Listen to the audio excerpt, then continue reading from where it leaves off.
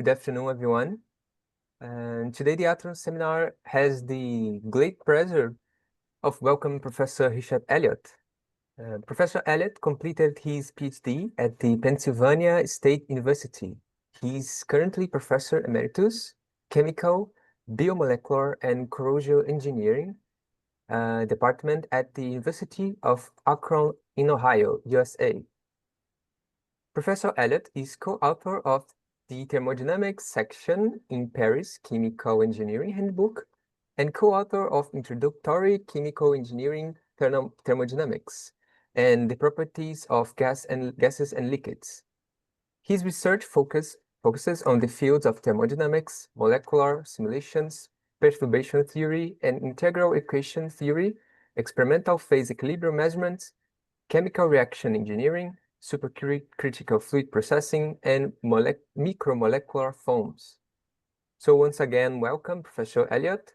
Thank you so much for accepting our invitation. It's a pleasure to have you here with us. Now, please feel free to start your presentation.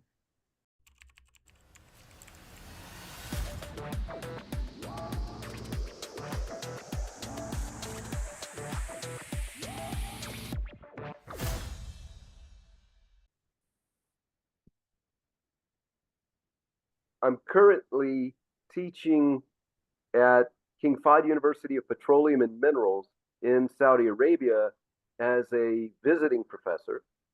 And I started that in August, almost a year ago. And then I'll wrap that up in December of 2025. And then I'm coming to Brazil because we applied for a Fulbright award and somehow we got it. And I'll be teaching at Campinas University starting in February of 2026. So this is my theory of thermo around the world. Just go everywhere and experience how people are teaching and learning thermo everywhere that I can possibly go. I'm just curious. To be precise about where I'm located at this moment, I'm in the south coast of Turkey at my wife's family's cottage on the Mediterranean. So if you hear waves in the background, now you know why. So the motivation for why I want to talk about this subject is I just came back from the PPD conference in Germany about a month ago. And I noticed at the conference that there were a lot of people talking about, not a lot, a few, 10%, that's enough, and about excess entropy. And it seemed to me like they were not aware of the work that we had done on this. And I think if you're interested in excess entropy, you should be aware that, long story short, all of these old lattice models that people have used in the past, in my opinion, they're obsolete. You shouldn't use them anymore. So that includes Uniquac and Unifac and anything that's using the Guggenheim-Staverman correction, you name it. Excess entropy pops up a lot in almost every activity model has some form of excess entropy, either explicitly or implicitly embedded in it. A lot of the times, the assumption is zero, and we'll see. There are times when that's a good assumption, and times when it's not. So, in my opinion, what we need to do is evaluate this excess entropy contribution off lattice, because real fluids exist off lattice. And the main contribution that most people associate with that on lattice treatment is the Flory-Huggins contribution. And one of the first things I'll show you is you don't need a lattice for that. It's inherent in every equation of state. So we need to talk about things other than that. The real excess entropy is something else.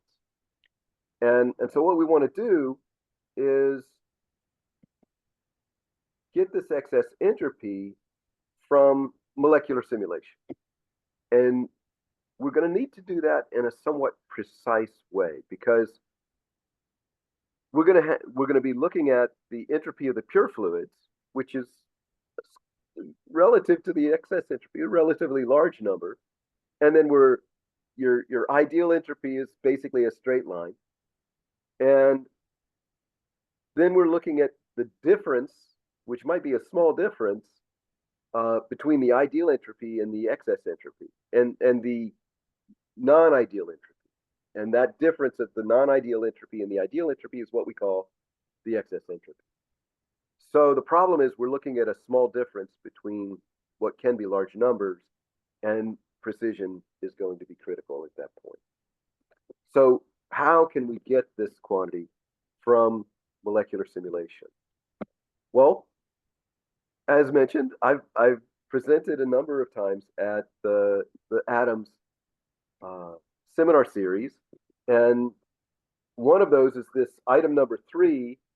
But on the other hand, that might have been 3 years ago, and students graduate. So I don't know how many of the students are here now who are familiar with this presentation. So we'll talk about SpeedMD a little bit then. And what I want to do is convince you there that SpeedMD provides a rigorous basis for this thing that I'm calling every size and every shape. So we're going to be including branching. We're not going to use tangent, sphere, floppy chains. We're going to use 110-degree bond angles. 0.154 nanometers is the carbon-carbon bond length.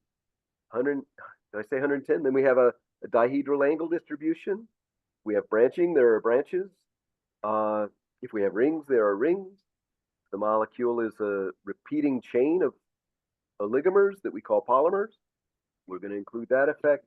So SpeedMD includes all of those effects at the simulation level. And so that's the main thing that I want to get across there. So it's straightforward in SpeedMD to add up all of the collisions. That's what we do. DMD stands for discontinuous molecular dynamics.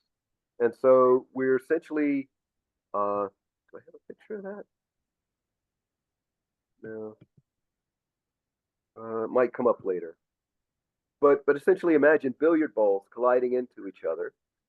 And we sum the collisions as they bounce apart. And from that, we can add that up and get a compressibility factor. Now, we only simulate the repulsive contribution.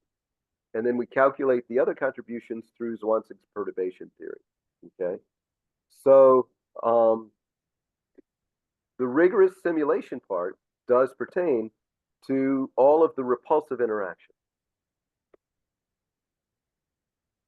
It turns out that's where the entropy is. So if we want to get the Helmholtz energy from a compressibility factor, I think we all know how to do that. So at that point, it becomes fairly obvious what to do. We're just going to simulate various solvents mixed with various polymers that are listed here, and we're going to calculate this A0 quantity. And because we're integrating instead of differentiating, the way most people think of evaluating the Helmholtz energy, then integration tends to smooth out any imprecision and gives you good accuracy. So this gives you some idea of how many simulations we're going to do. The number is about 8,000 simulations for the number of mixtures that we're going to look here. But wait a minute, what we want is S0, and what we've got is A0. So how do we get from A0 to S0? In order to understand that, you got to know a little bit more about what SpeedMD stands for, and that is step potentials for equilibria and discontinuous molecular dynamics. So when it comes to the attractive part of the potential, we're going to use steps like this, okay? When it comes to the repulsive part of the potential, which is where all the branches and the rings and the angles are defined, okay, that we're just going to use the repulsive part. And so the potential function looks like this at the end, when we include all of the attractive interactions. But during the simulation of the reference fluid, this A naught quantity, we set all of these attractive interactions to 0. Later on, we'll calculate the impacts of those through Zolnitsk's perturbation theory. But during the reference simulation, we just have this quantity is all set to 0. I guess I should have put 0 here on this axis. That's where that is, okay? Well, what is this quantity? If you drop the vertical here, you can see that that's 0.154 nanometers. So in order to construct a carbon-carbon bond, what we have to do is set these hard spheres in an initial configuration such that their distance between them is 0.154 nanometers. And then we let them vibrate by plus or minus 0.004 nanometers, okay? And so it's always 0.146 to 0.154. So the bond length is vibrating, but on the average, it's 0.154. This distance, if you do the math on a 1,3 bond angle, this distance is 0.265, and that's the distance between the first atom and the third atom in an alkane chain if the bond angle is 110 degrees. So this little hole in the potential function creates the 110 degree bond angle. And then this is the infinite repulsion that you think of it as being like a hard sphere. With this initial configuration and these kinds of 1, 2, and 1, 3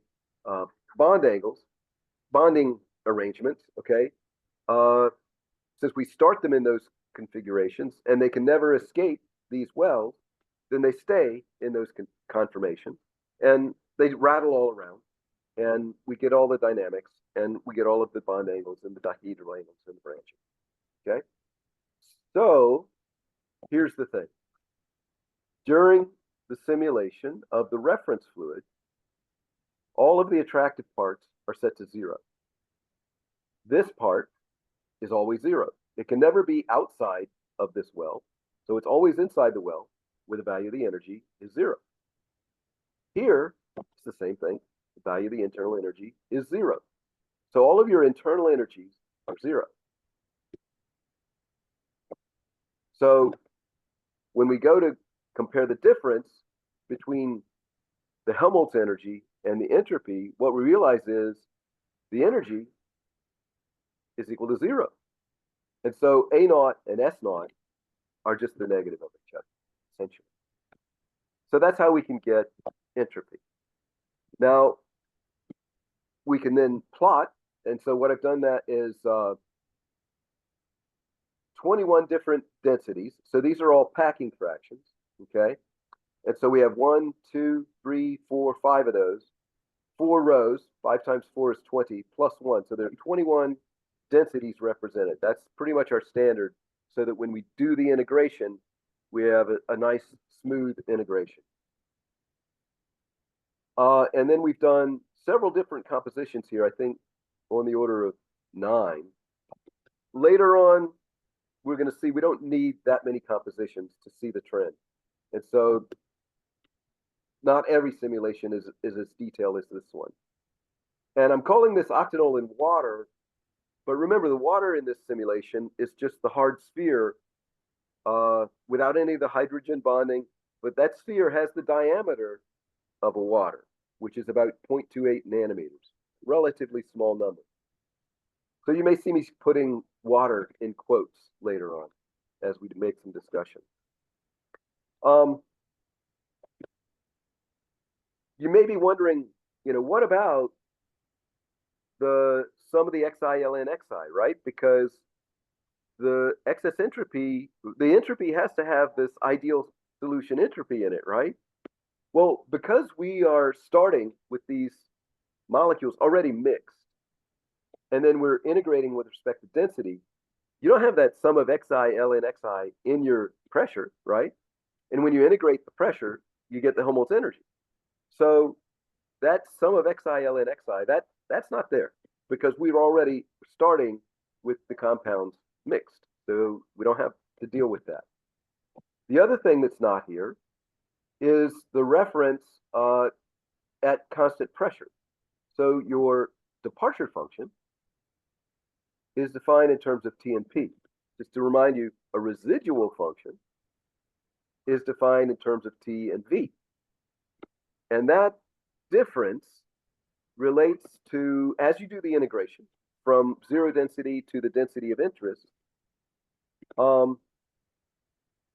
when you get to the ideal gas or zero density, and you want to make that comparison at constant pressure, because the activity coefficient is defined at constant pressure, then what you find is you can't match the T, P, and V of the real fluid when you go to the ideal gas limit.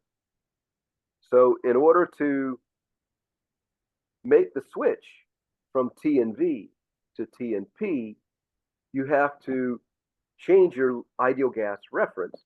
And the way you do that is you use this log Z term, okay? And that's standard in your undergraduate chemical engineering textbook, but sometimes it gets overlooked, okay? And so the key thing here is that there are several terms in this term, A minus A ideal plus Z minus 1 minus log Z, okay? So it's this log Z term that we're interested in here. So remember that the excess quantity is the real fluid, the complete mixture minus the ideal solution. And that ideal solution, so this is the pressure and the volume of the real mixture, okay? This is the pressure and the volume of each individual component. And so these are the log Z's. So I can put a sum of xi in front of this. The sum of xi is 1. And then I have a sum of xi of all of these minus all of those. When I make that rearrangement, I get the sum, because the p's and the r's and t's are all the same thing, what I get is the sum of the xi log vi over v mix. And if you think about that, the volume fraction is just xi vi over v mix. And so we can write this as sum of xi ln phi I over xi, where phi I is the volume fraction. Well, this is exactly the Flory-Huggins contribution. And so what you see is this quantity does not need a lattice. If you go back to Flory's StatMech of polymers book, he takes about 5 or 6 pages to derive this quantity on a lattice. And then you turn the page and he says, oh yeah, but Hildebrand did it in 1947, and he does it in half a page, and you get this result.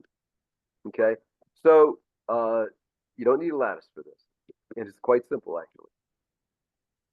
Oh, this is the slide I thought I had. So this is the DMD part. So I put it in the wrong place. This is what discontinuous molecular dynamics is. It's just billiard balls bumping into each other. I literally copied this set of equations from an undergraduate physics textbook for introductory physics. I'm sure you've seen these equations before. Okay, so this is the simplest kind of molecular dynamics you can imagine. It's just billiard balls bumping into each other. And one more aspect of the SpeedMD methodology that maybe will get your interest is, because we do the simulations without any definition of the depths of the potentials, it means we can compute these distributions of atoms around atoms in the various wells without, as averages, ensemble averages, once the simulation is over. And then if we want to compute A1 and A2, we don't need to do the simulation again. We just need to decide what are the depths of each one of those wells. And then we apply that times this ensemble average at each well and for each IJ interaction. And we can compute the A1. So we can guess a set of potential functions, calculate A1 and the A2, integrate with respect to density, get the entire equation of state, calculate all of the vapor pressures, liquid densities, any physical properties that you have, compare those to experimental data, and if you don't like that particular comparison to experimental data, don't worry. We can try a different set of potential functions and recalculate the entire equation of state and the difference in the experimental data in about 1/1000th of a second, 1 millisecond. So we can refine the potential function very, very rapidly and make sure that it fits to the experimental data. And that's the beauty of using this perturbation theory and the way that the SpeedMD method leverages the molecular simulation and the perturbation theory together. Maybe you're skeptical about that, but what we need to do to be convincing is perform the simulations with the full potential, which is what the dots represent here. Then compute what the properties would be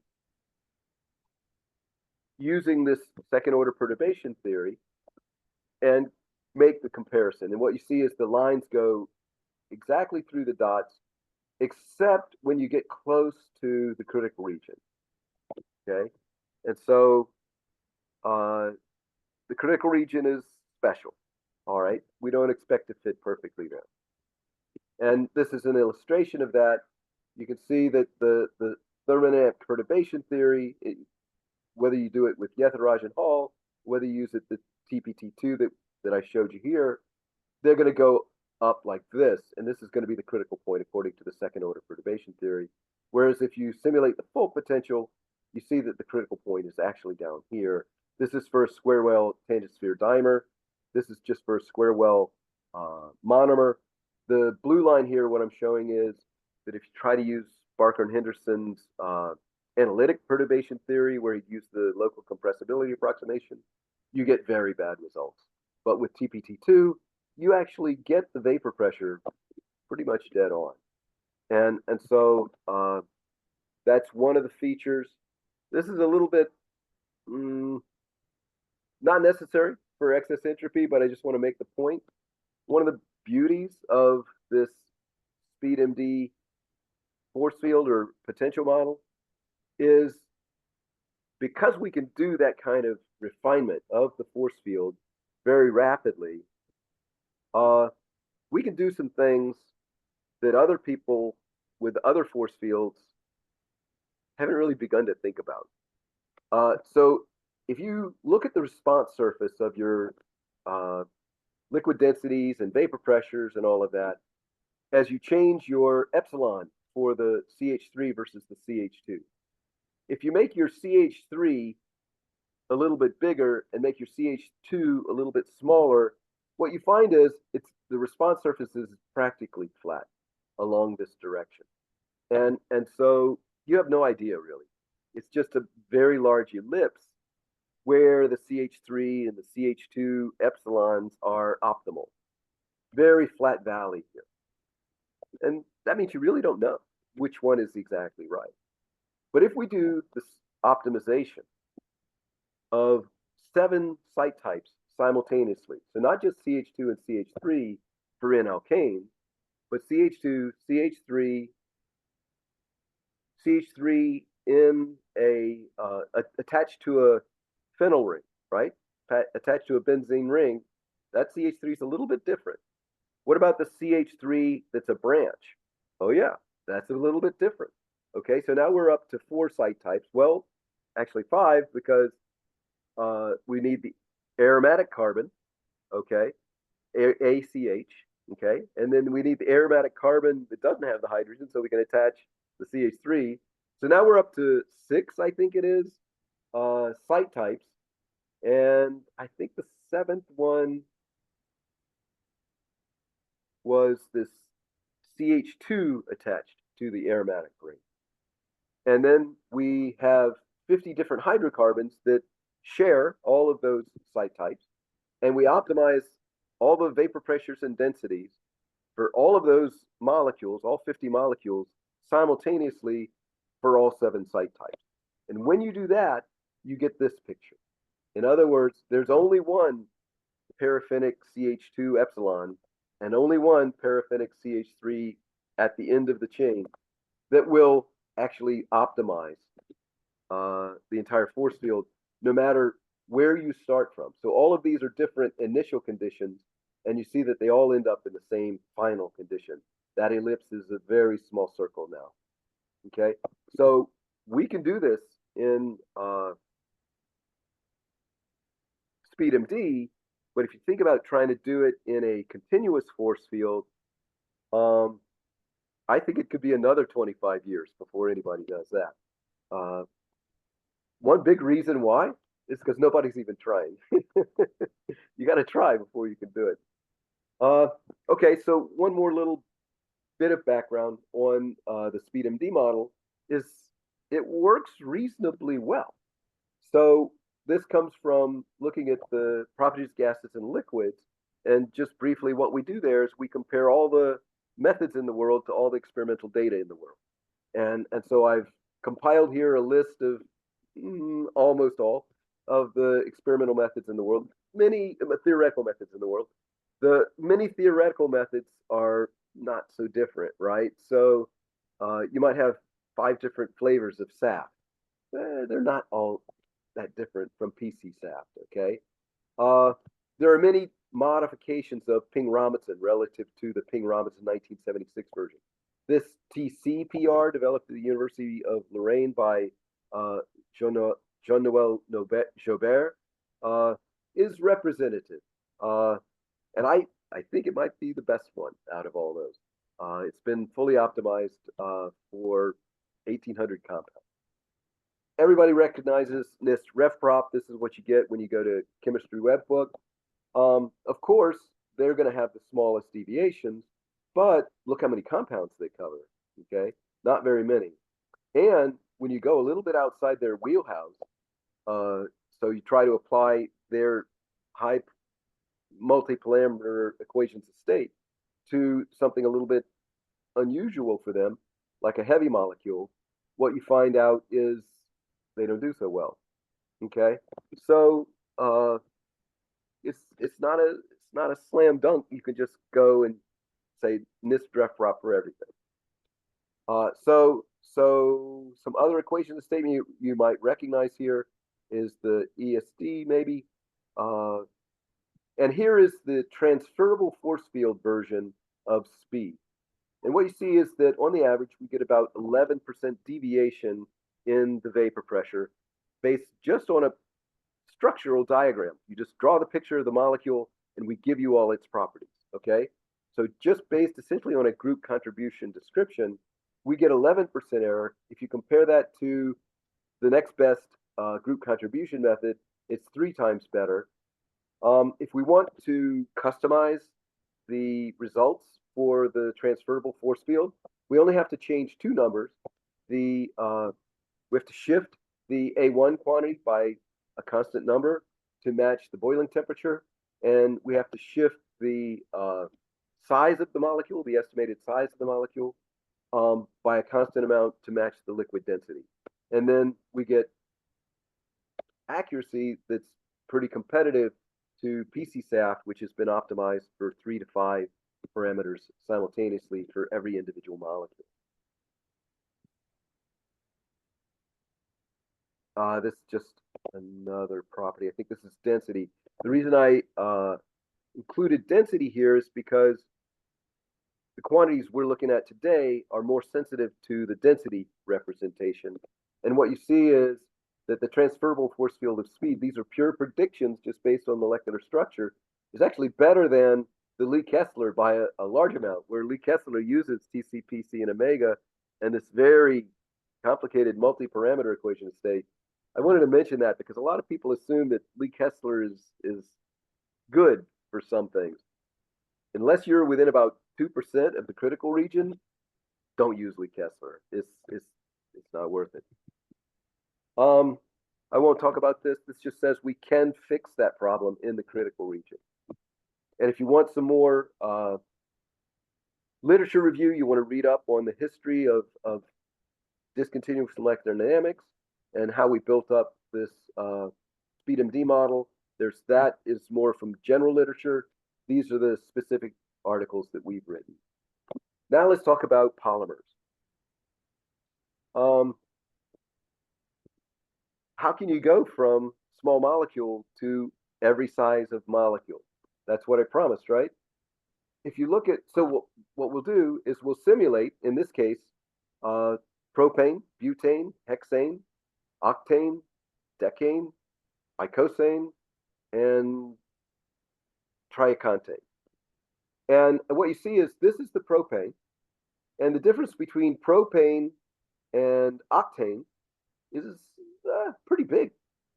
But the difference between octane and decane is pretty small, and the difference between decane and C20 is even smaller, and the difference between C20 and C30, which is 10 different atoms have been added, 10 more carbons, is barely distinguishable.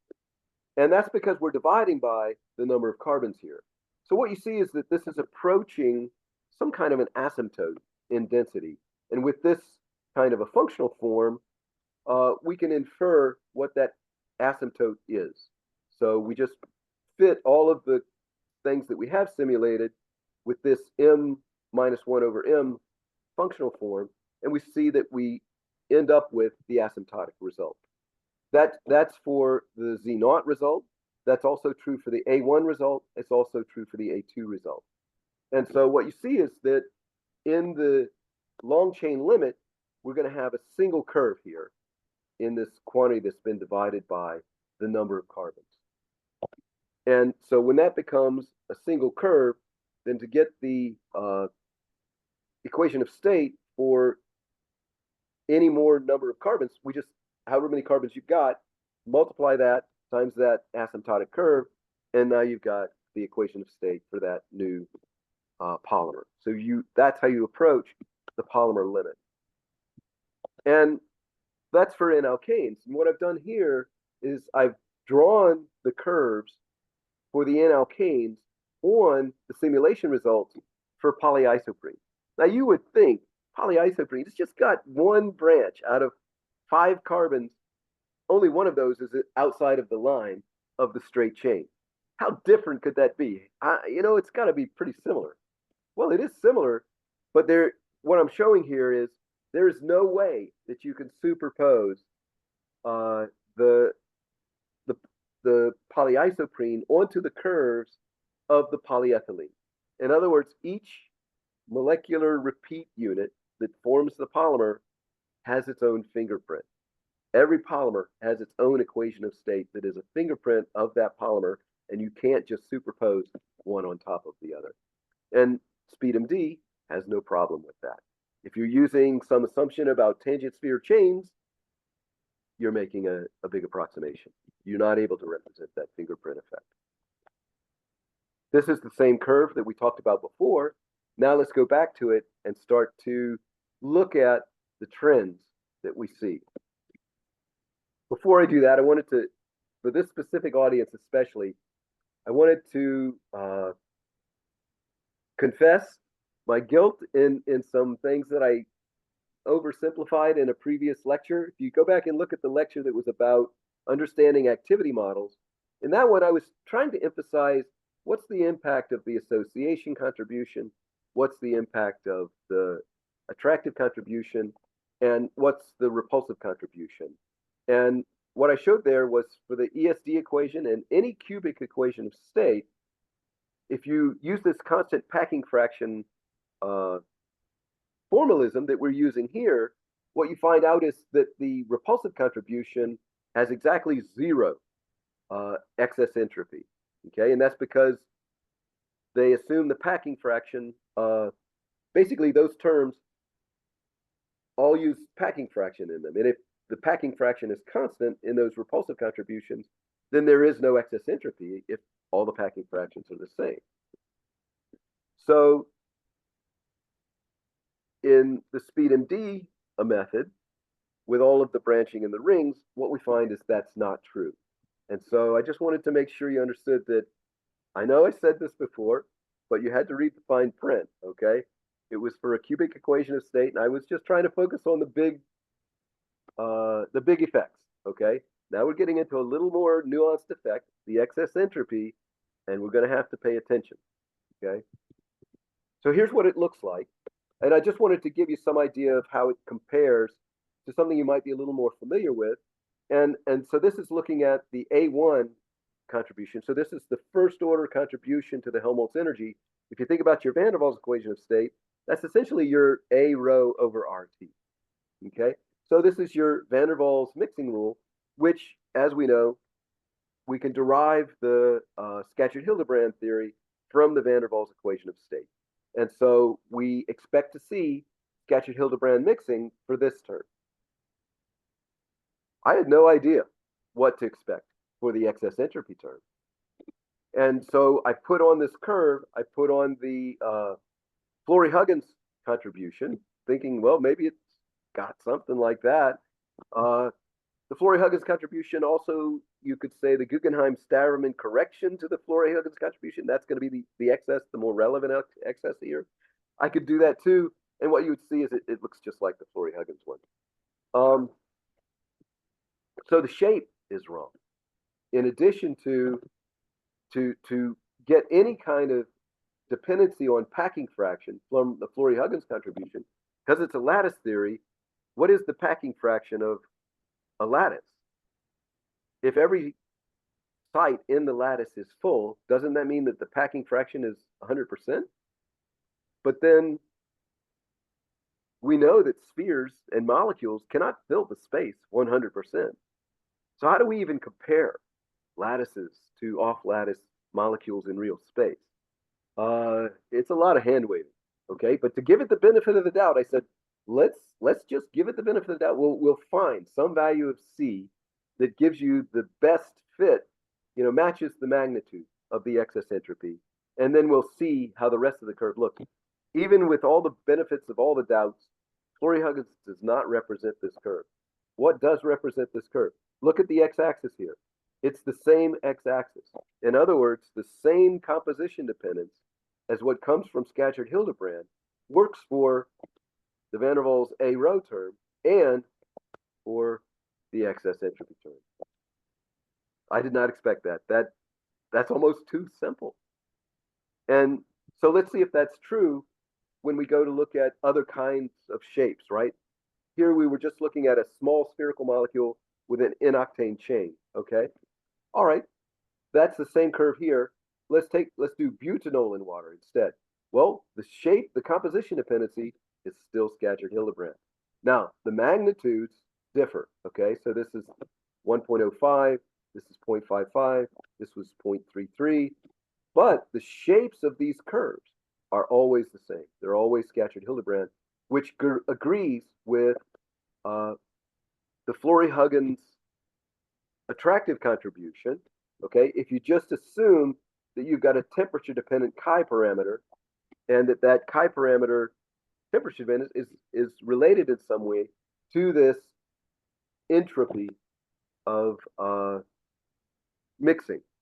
And so in a lot of polymer seminars that I've been to, you will see that the experimentalists say, well, I know it's not supposed to work this way. It's supposed to be some Guggenheim-Staverman or lattice cluster theory, but I fit my experimental data with a temperature-dependent chi parameter, and it fit really well. And I've seen so many presentations like that. Well, that makes perfect sense, actually, because the entropic effect, according to these results, is exactly a Scatcherd-Hildebrand composition dependence, which is exactly what you would get from a temperature-dependent chi parameter. But we'd like to be able to predict these results for every kind of situation. We want to see some trends here. And we know that Scatcherd-Hildebrand theory relates the magnitudes of these deviations to something like a solubility parameter, right? Delta squared. So delta 2 minus delta 1, quantity squared, goes as the Gibbs excess energy or the Helmholtz energy or the excess entropy. But we have to define some kind of entropic solubility parameter. Okay, let's pick a density or a packing fraction that corresponds to a liquid packing fraction. And let's calculate what the pure component entropy is and divide it by the molecular volume, take the square root of that, and we'll call it an entropic solubility parameter. how does that quantity change as the molecular weight goes up? Well, what we see is every molecule has its own fingerprint, every polymer sequence. And the polystyrene has a very different shape to its trend, but they all have very steady, very smooth trends that we can extrapolate to the infinite number of carbons. And what's interesting is that the smaller molecules are richer in entropy. And so what we're going to see is that the large molecules want to swarm into that entropy richness, okay? And the smaller molecules want to sneak into the nooks and the crannies between the big molecules and hide out there. And what that results in is a lot of excess entropy. Let's sort of look at the trends again. So this is CO2 mixed with polyisoprene with a C80 in it. And what you see is, oh, it's kind of like something that we saw before, where this one is a ratio of volumes of 48. This is a ratio of volumes of 45. And so the methane and the NC80 and the CO2 and the PIP, the branched C80, okay, they're not so different. Okay, 1.2, 1.2. So the extra oblong nature of the CO2 didn't seem to affect things too much. Branching on the polyisoprene didn't seem to affect things too much. But now let's take a look at a branching on the solvent, okay, dimethylhexane. So it's got a couple of branches on this hexane chain. So it's extra branched. Mix that with your polyisoprene C80.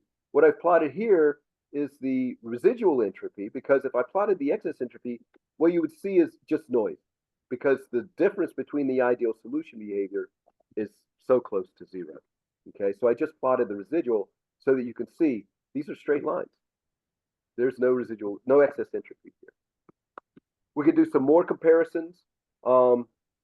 This is toluene, so we're looking at a ring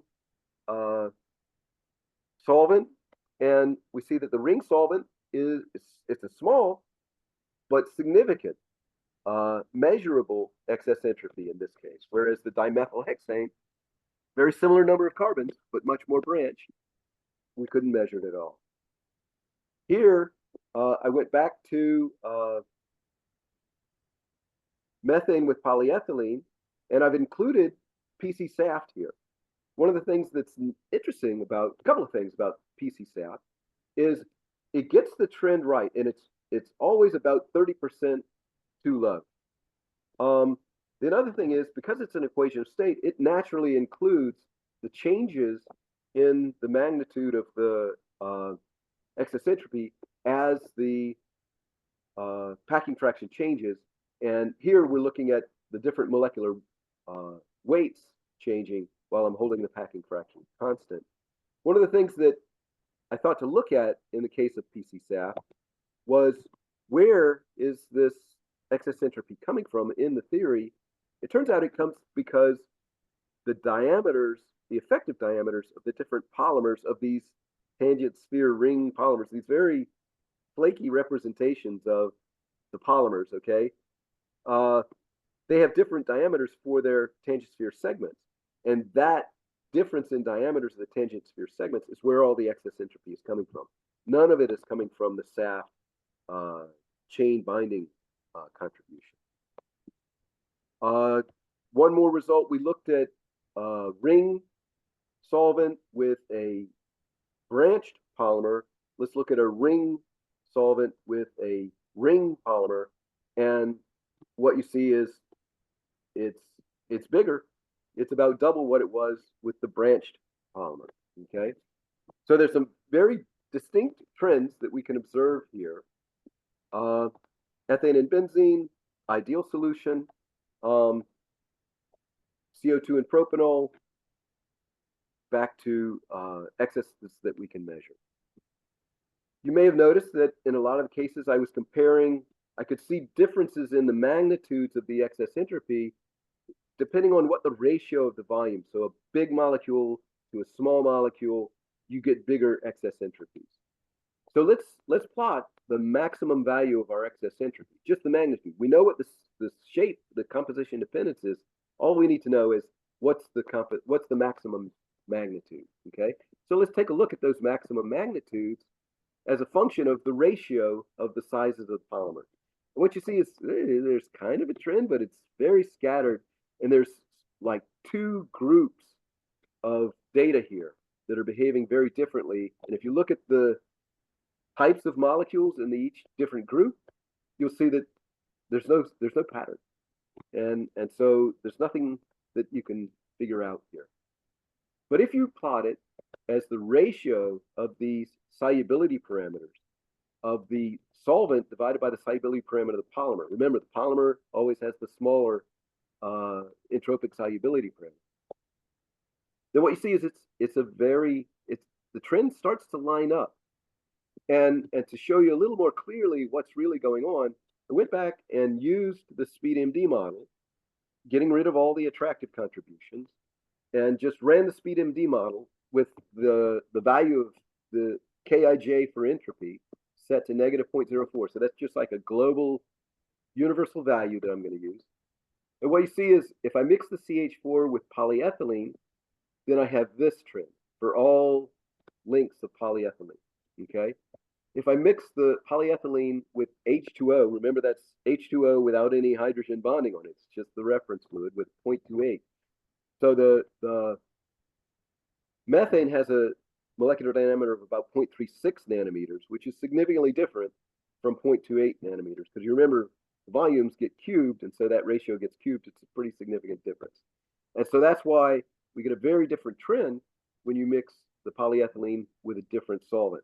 Now, if you mix different solvents with different polymers, then you're going to get different trends that are basically running the gamut from this one to that one.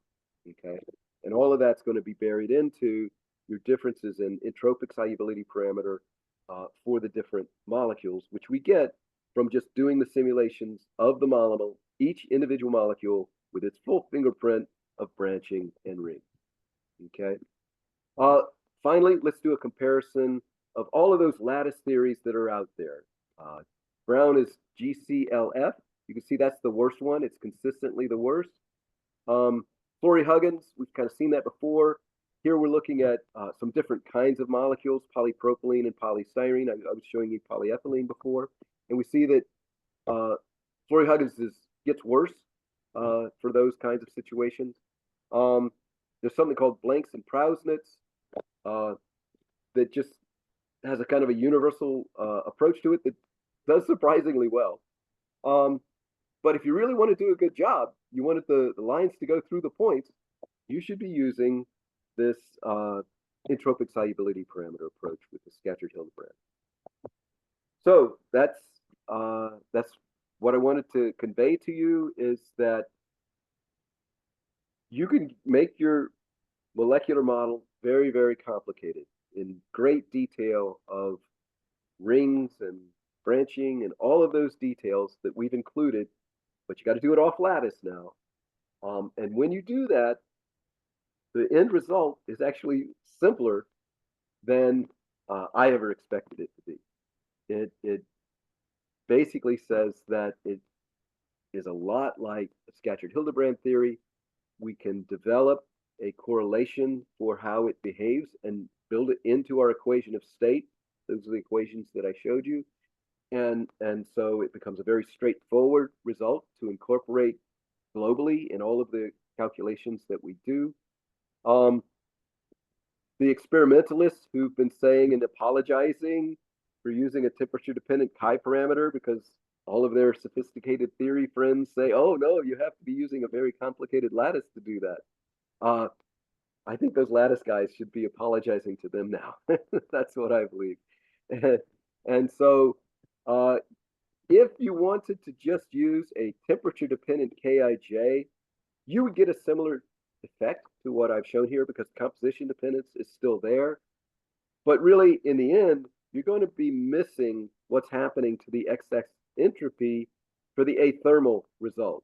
And why I mention that is because I know that Martin Sismondi, who's a part of this community, has done some work related to like methane mixing with N-paraffin, okay? And he makes some very empirical assumptions about what that excess entropy should be doing. He basically uses a Kij for the mixing of the repulsive contribution. Okay, so a Bij. So his B for the Bij is not equal to B1 plus B2 divided by 2. It's equal to B1 plus B2 divided by 2 times 1 minus some Kij for that quantity. Then he manipulates that Kij in a very empirical way to try and fit some data. What I'm saying here is you don't need to do that. You've done the simulations off lattice in a rigorous way. This is what the excess entropy looks like for that quantity. And so you want to analyze that kind of question, I think this is the right way to do it. So I'll stop there, and I'll hopefully answer any questions if there's any.